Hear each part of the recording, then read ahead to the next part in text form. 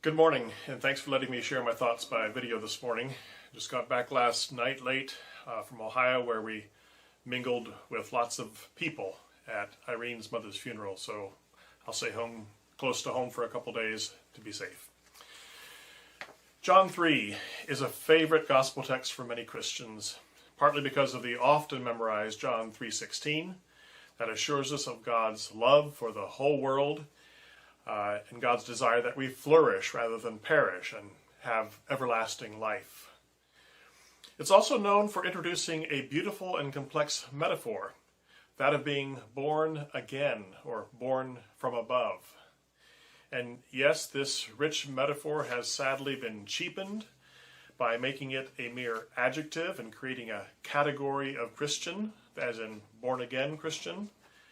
Using it as an adjective to create a category of people makes this metaphor lose its punch, it seems to me. It's like turning the Mona Lisa into a mass-produced paint-by-number kit. The metaphor of rebirth is complicated, beautiful, very messy, and full of truth. The very last sermon I preached to a full sanctuary at Parkview the Sunday before the country shut down for COVID was on March 8, 2020. And it was on this same text from John 3. So this time, instead of holding forth for 15 minutes myself, I'll give a 2-minute refresher, and then 4 other people in the congregation will tell a personal story, a testimony, if you will, of rebirth. Here's what I said that Sunday in a few words.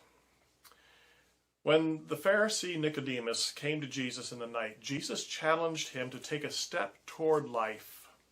He used the metaphor of rebirth to describe a process of transformation that he was inviting Nicodemus to consider. It's a great metaphor because whether it's our first physical birth or a later figurative rebirth, being born is no picnic. It's excruciating. It's hazardous, it's messy, it's utterly life-changing. It's letting go of the old, of the status quo life, and moving into a new and reordered life. I'm guessing Nicodemus already had a hunch this was the case because he came to Jesus by night. I guess it was safer that way. I doubt he was ready for the excruciating trip from womb to world. Yet he was fascinated by Jesus' invitation. We aren't told how he responded to Jesus. There's only speculation. Maybe Nicodemus became a disciple of Jesus. Or maybe he lived the rest of his life as a curious and sympathetic Pharisee and nothing more because he lacked the courage to open himself to rebirth. He may not have had the will to submit himself to the risk, trauma, vulnerabilities, and indignities of birth, and then to enter into a new way of life. I imagine if we all sat with that metaphor for a little while, we could think of times in our lives, multiple times probably, when we were invited to be reborn from womb to new life. Sometimes we might have been ready, sometimes not. And perhaps that's where some of us are right now, struggling with that invitation to rebirth. So I asked 4 persons this question. Tell about a time in your life when you can say, in retrospect, that God invited you to let go of something that felt like a warm, secure, comfortable space and enter into something new that felt perhaps threatening, unsafe, or risky at the time, but turned out to be transformative and life-giving for you. We'll hear first from one of our remote congregants, Greta Owen, who lives with her family in Mechanicsburg, Pennsylvania. And then from 3 local attenders in this order, Vernon Jantzi, Anieta McCracken, and Saloma Furlong. So, Greta? 6 years ago, I began to wonder about a call to vocational ministry. At the time, I was active as a lay leader in our local congregation, and my gifts in ministry were named and affirmed. This felt confusing and risky to step into. I had 3 young children, and despite that for a decade I had been part of a congregation that affirmed women in pastoral leadership, I knew both my husband's and my own families of origin did not hold this same view. The Mennonite church I was raised in wrestled with this during my adolescent years, and ultimately voted against the possibility of women being called to lead as pastors. So my first encounter with this was in the context of conflict. It's one thing to change your own theology in your head, quite another to act on it. Our church here in Pennsylvania has at times been a place to explore these gifts, but it has also been a place of steady and many times difficult transitions of leadership, staff, and church members. The question lays unresolved. Do I need to move on from this local body in order to pursue this calling? And if so, what denomination do I even belong to? How do I figure out what the next steps are when I'm educating and mothering our own 4 children? How can I even be sure that this is a birth story at all, one that results in transformation and life? I realized in reflection on the birth metaphor that I need not look far. My own body has been the birthing vessel for 4 human beings, and none of their birth stories followed the same path. Our boys arrived well before they were expected.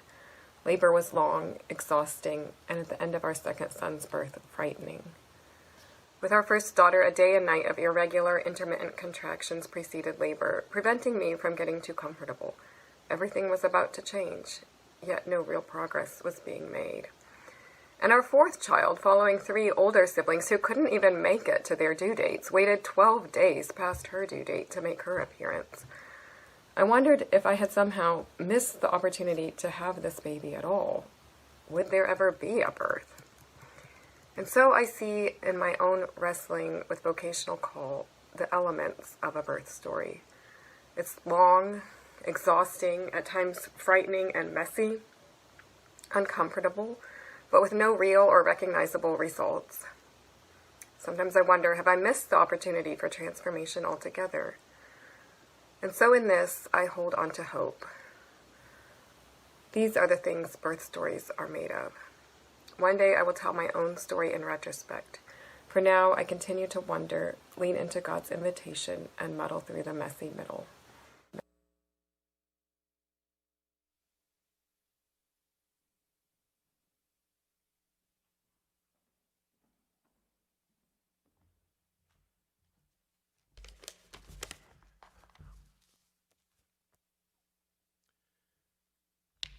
I would entitle what I have to say, Pivoting Towards Transformation or Pivoting in Transformation.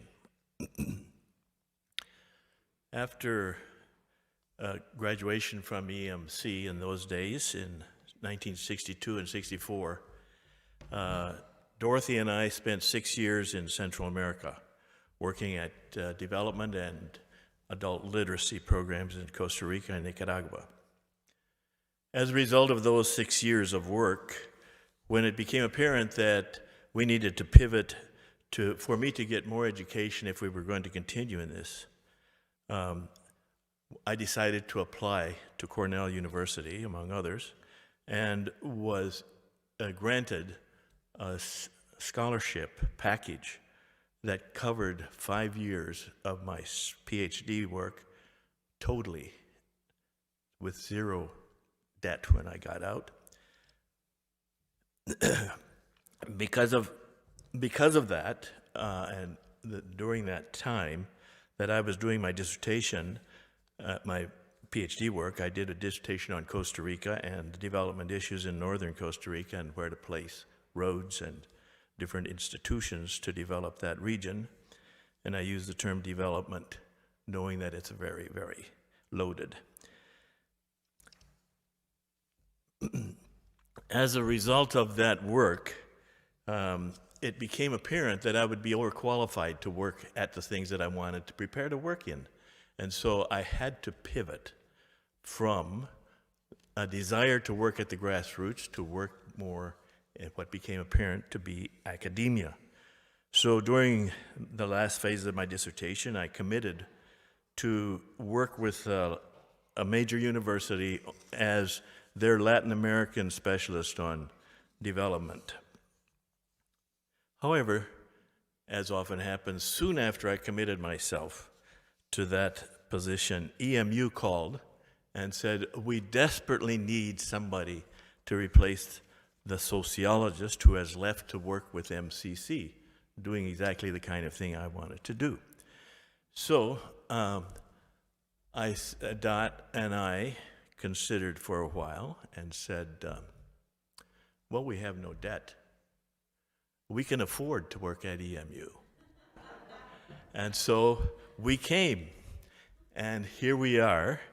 During my years at EMU, I continued to relate to Latin America and particularly Costa Rica, and took a sabbatical to do a major research on management problems in war zones during the war years in Central America,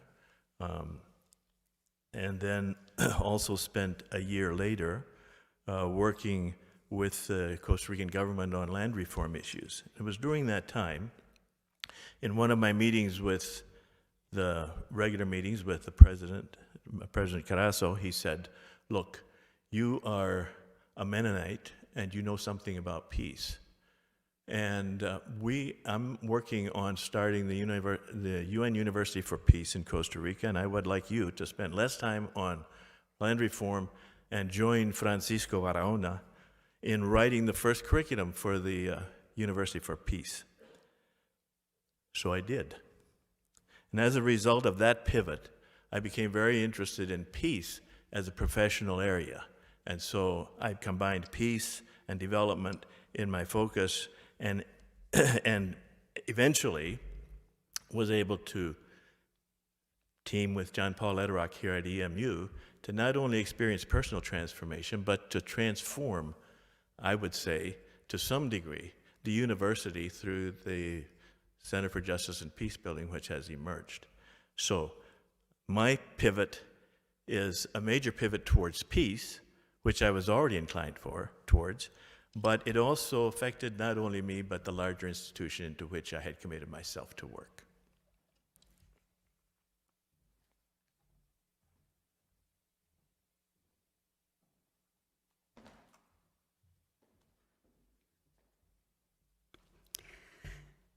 My January 2019 journal records a sense of upcoming transition. Work, home, both. My Kutza Store family and I had spent months finding that house. And after 5 years of hard work, I only had a good start towards returning that half acre to its native state. The neighbors were both friends and neighborhood watch. Was I really going to leave all that? July came, and with it a stubborn illness. Yard care and home care just didn't happen. The furnace was kaput, and the water heater and pump threatened to follow suit. Transition called louder. I asked kids and friends for counsel. Returning from Kutz's one evening, a piece of land caught my eye. Ridiculous. How could I even think of managing 2 acres when I couldn't handle a half? But I took a look-see. And up on that hilltop, my lungs opened up. I could breathe up there. Breezes and winds cleared most of the air. Rings of eastern red cedar filtered the rest. The land, formerly pasture land, was already 10 years into its return to its native state. It just needed encouragement.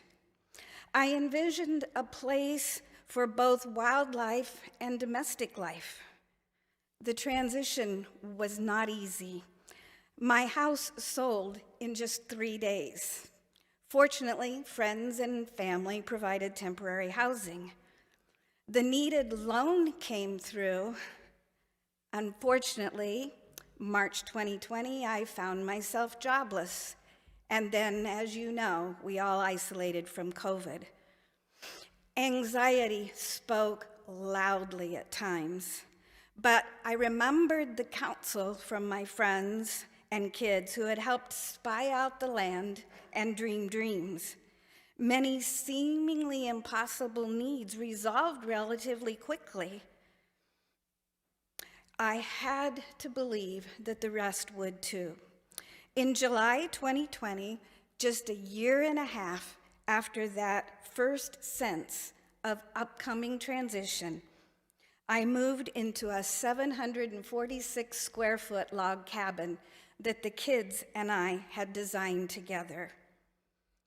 The cabin is perfect for watercolor and pencil sketching, for my new work-from-home job, and for balancing both cocooning and community.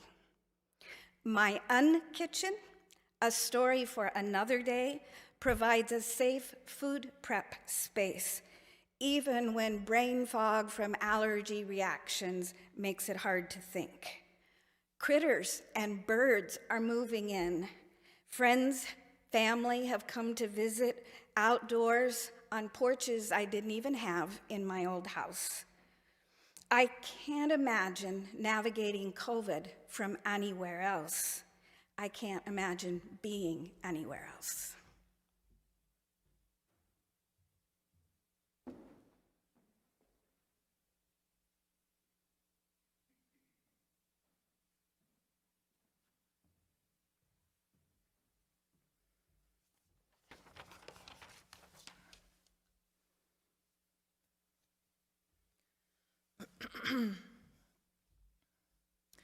I love this passage in John 3 that is so full of vivid imagery and metaphor. I especially like the language about the wind. And I'm struck by the idea that the wind blows where it chooses. I would have thought that the wind blows where it is destined to blow. I also like the metaphor of being reborn. Having given birth to 2 babies, I know that birthing is hard work for the mother. I imagine it isn't any easier for the baby. The place that was once warm, secure, and comfortable has to become increasingly confining. And then nature herself requires that the baby to be pushed through an even more confining tunnel before breaking into the world. As far as we know, the baby has no choice in the matter. Birthing is also a metaphor for how our greatest joys come after a breakthrough, like receiving a newborn into our arms after the difficult struggle of giving birth. When I left my Amish community at 20 years old, I was leaving a life that had become unbearably confining. When I took this leap of faith, I had to believe that a life of my choosing would be better than the one I was leaving. I was taught to believe that God has planned our whole lives before we were born into this world. The concept of destiny fits with the deep Amish traditions that carry a person through life without the need for self-reflection or questions about whys and wherefores. I find it more empowering to believe that our life path can be determined by our choices. But then I began to wonder if there is also a divine plan for those of us who choose to live the examined life. Perhaps my father, who left the Amish and then returned, my mother, who stayed in her Amish community her whole life long, and me leaving and choosing my life path are all part of this divine plan.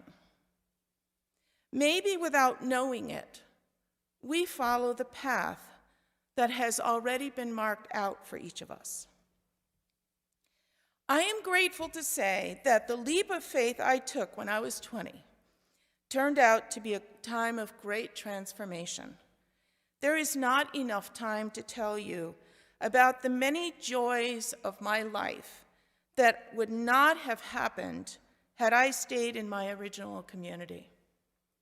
But I can tell you that there is no difference between gratitude and joy.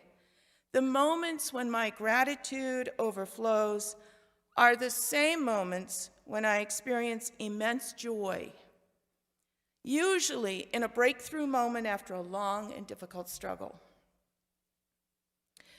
Some say that all the choices we've made lead us to where we are today.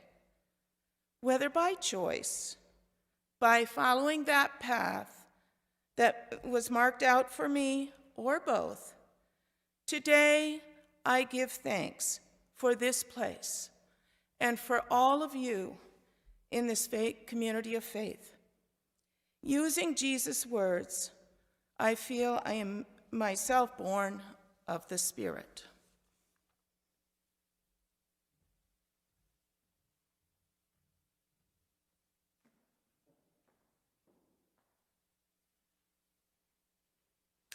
Thankful for these 4 testimonies of life and faith. As you observe, they were not all neat and tidy stories. Few birth stories are.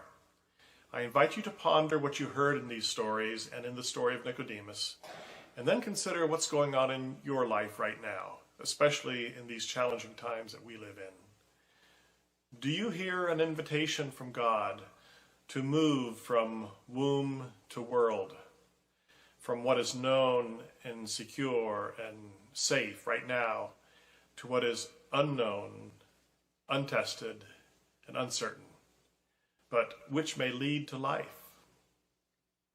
What birth story may you be telling years from now? Peace be with you.